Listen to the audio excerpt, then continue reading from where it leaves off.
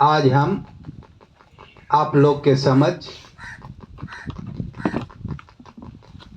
कबीर साहब के दोहे के द्वारा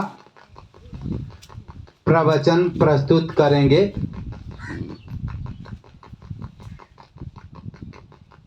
कबीरदास जी के दोहा के द्वारा बहुत से हम प्रवचन किया हुआ हूँ और उस दोहे पर आज प्रवचन करेंगे।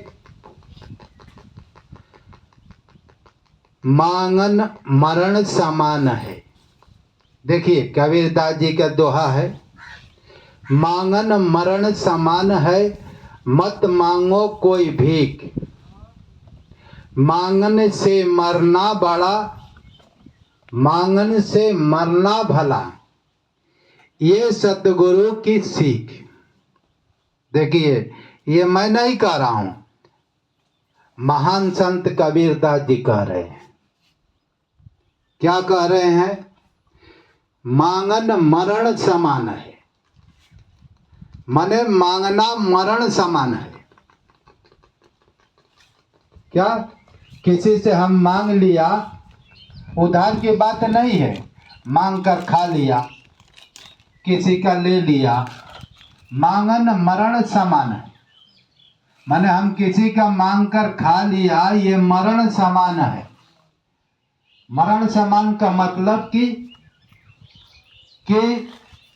मांगने से मरना भला, माने मांगने से बढ़िया है कि मर जाओ तो अच्छा है। मर जाओ किसी के सामने हाथ पसारने से अच्छा है कि मर जाओ तो अच्छा है। ये कौन कह रहे हैं? कबीरदास जी कह रहे हैं। मांगन मरण समान है, मत मांगो कोई भीख, मांगने से मरना भला, ये सतगुरु की सीख। अब ये क्यों कह रहे हैं? आप लोग सोचेंगे कि भाई लोग मांग मांग कर खा रहे हैं, बहुत से भिखमंगा आते हैं, मांगते हैं, खाते हैं, है कि नहीं है? तो वह ज्ञान में खाते हैं। जिसको ज्ञान हो जाएगा, जिसको पास भक्ति आ जाएगी, मांगने का कौन अधिकारी है? मांगने का भी अधिकारी है कौन? देख, सदगुरु होता है, वो मांग सकता है। जो पूर्ण होता है वह मांग सकता है। जैसे साईं बाबा हैं, मांग कर खाते थे, अपने भक्तों के पास 5 घर जाते थे और 5 घर गिरा से लेकर भिक्षा और भोजन करते थे। तो मांगने के जो विश्व को समझता है कि विश्व ही हरि का एक रूप है, विश्व को, पूरे दुनिया को, पूरे संसार को हरि का ही रूप समझता है और वो हरि से ही मांग कर खा रहा है। जो ऐसी स्थिति को प्राप्त हुआ व्यक्ति है वो मांग सकता है, उसको पाप नहीं लग सकता है। पाप किसको लगेगा? जो मांग कर खा रहा है, हट्टा कट्टा है, काम करने लायक है। तो कबीरदास जी उसको, जो काम करने लायक है फिर भी मांग मांग कर खा रहा है, जैसे बहुत से पंडित जी लोग जब मांग मांग कर भिक्षा खाते हैं भाई, तो उन लोगों के लिए कह रहे हैं। किसके लिए? बहुत से भिखमंगा भी आते हैं, हट्टा कट्टा लाते हैं और मांग कर खाते हैं। तो मांगन मरण समान है, मत मांगो कोई भीख, मांगन से मरना भला, यह सतगुरु की सीख। माने जो हम मांग कर खाएंगे एक ऋणानु बंद हो जाता है। हम किसी का एक रोटी खा लेंगे तो हमारे ऊपर कर्जा हो जाता है, वो परमात्मा के खाता में लिखा जाता है कि इस कर्जा खाए हो, इसको भरना है। इसलिए कबीरदास जी कहे, किसी का हम मांग कर खा लिए तो कर्जा को चुकता कर, इसको ऋणानु बंद कहते हैं। उस ऋण को चुकाना पड़ता है। और कौन सी वस्तु हम खाएंगे कहीं से लेकर तो वो उस पर पाप नहीं, दोष नहीं लगता है। मान लीजिए कि खेत है, चना बोया हुआ है और चना की फसलें काट कर गृहस्थ लेकर चला गया है, और गृहस्थ लेकर चला गया है, उसमें चना गिरा हुआ खेत में है, उसमें से हम बीन कर खाएंगे तो आकाश वृत्ति कहा जाता है, माने परमात्मा का स्वरूप कहा जाता है आकाश वृत्ति। उसको खाने में दोष नहीं लगता है, लेकिन हम किसी से मांग कर खा लेंगे उसमें दोष आएगा, उस दोष को हम कर्जा को भरेंगे तब तक हमको को दोष माफ नहीं होगा। इसलिए कबीरदास जी कहते हैं कि मांगन मरण समान है, मत मांगो कोई भीख, मांगने से मरना भला यह सतगुरु की सीख। भीख मांग कर खाओगे तो कर्जा हो जाएगा, जितने अधिक कर्जा हो जाएगा तो आपका ऊपर कर्जा हो जाएगा, ऋणानुबंध हो जाओगे तो आपकी बुद्धि मलिन हो जाएगी। कर्जा के कारण किसी का खा लेने से, हम एक बार अपनी कथा कह रहा हूं, एक ऐसा ही प्रसंग। एक व्यक्ति था, मैं साईं बाबा की भक्ति खूब कर रहा था, खूब मेहनत कर रहा था, मैं हितई भी नहीं जाता था, हितई भी नहीं जाता था। इसलिए हम जहां हमारी दुकान रक्षण में है वहीं से हमारे रिश्तेदारी पकड़ी में थोड़े ही दूर पर है, साल भर बीत जाता था, हमारा ससुराल है वहां जाता ही नहीं था। 4 किलोमीटर है रक्षण से पकड़ी, है कि नहीं हो, लेकिन साल भर बीत जाता था, हम पकड़ी नहीं जाते थे, इसलिए कि हम दूसरे का भोजन करेंगे तो हमारे मन पर प्रभाव डाल देगा, हमारी भक्ति कमजोर हो जाएगी। हमारी भक्ति जो है भाई, किस तरह से वो भोजन कमाते हैं, किस तरह से लाते हैं व्यक्ति, और कैसा भोजन है, दूषित है कि कैसा है। हाई उल्टा सीधा भी लोग कमा कर लाते हैं और अपने बच्चों को खिलाते हैं, और वो बच्चा खाएगा तो उसका विचार दूषित होगा, दूषित मेहनत की कमाई, सत्य की कमाई नहीं होगी तो उसका विचार मलिन होगा, दुखित होगा, मलिन बुद्धि मति भ्रष्ट होगी। पाप की कमाई से बुद्धि मति भ्रष्ट हो जाती है। इसलिए कबीरदास जी कहे हैं कि मांगन मरण समान है, मत मांगो कोई भीख, वो पाप ही है।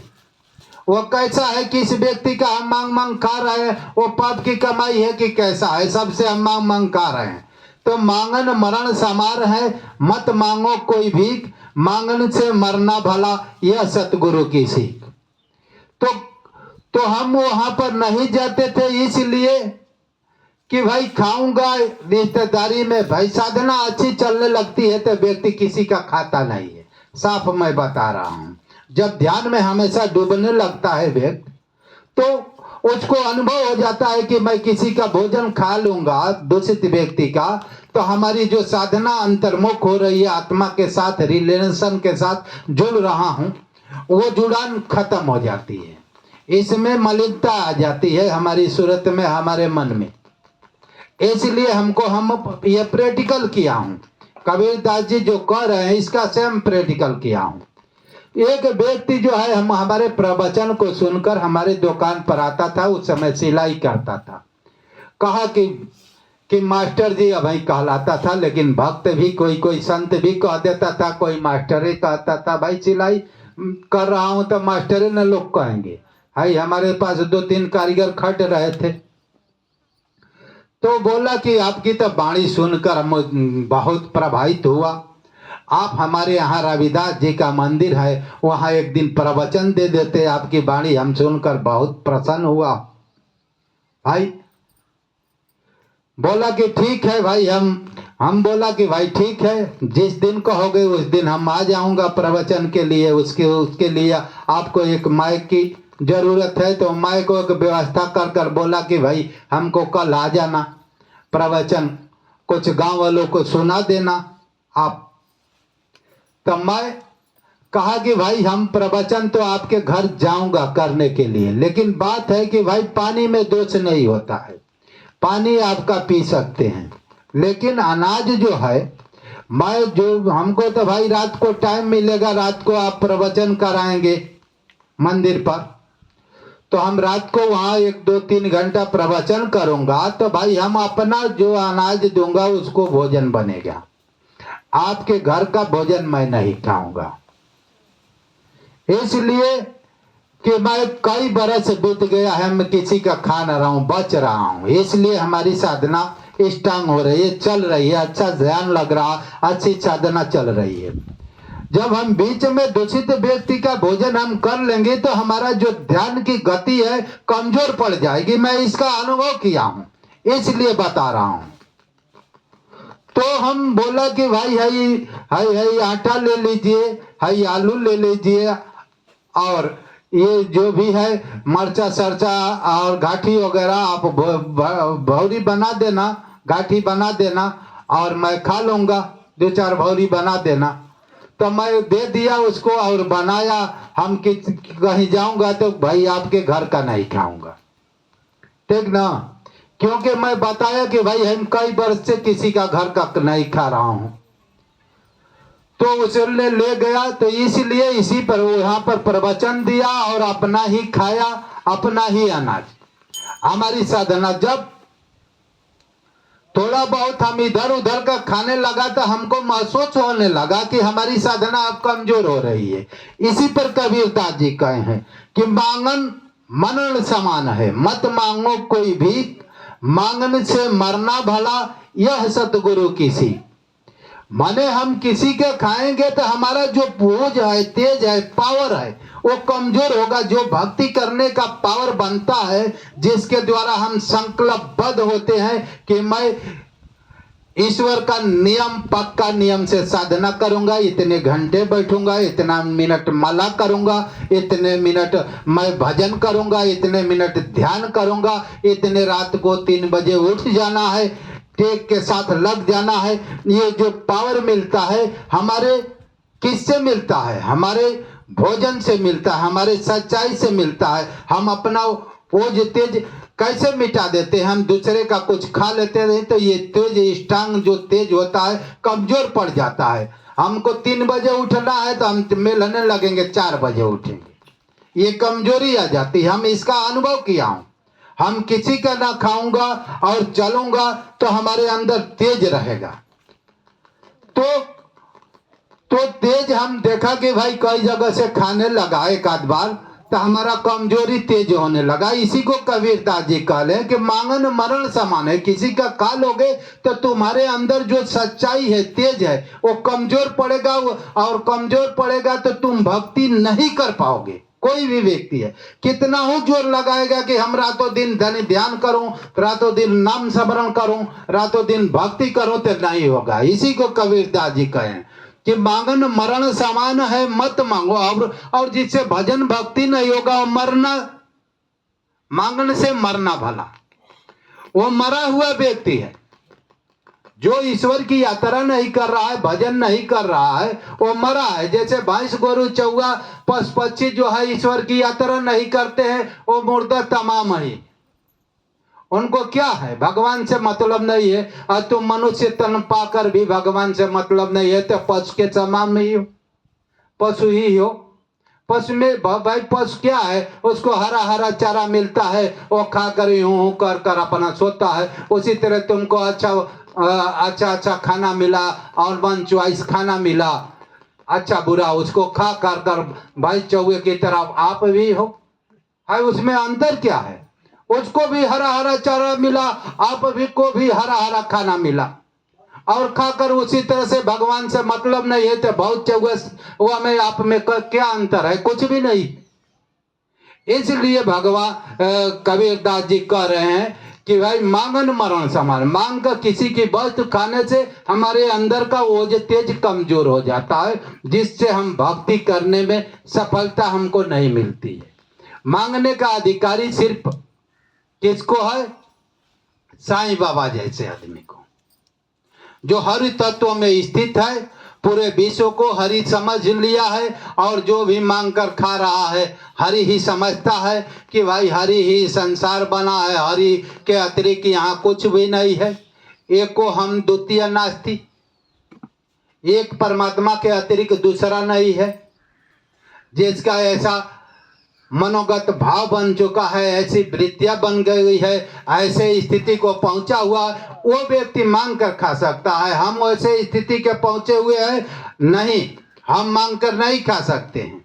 हम गिर जाएंगे, लुढ़क जाएंगे, हमारी भक्ति तेज नहीं होगी, हम आगे नहीं बढ़ेंगे। बोले सदगुरु साईनाथ महाराज की जय।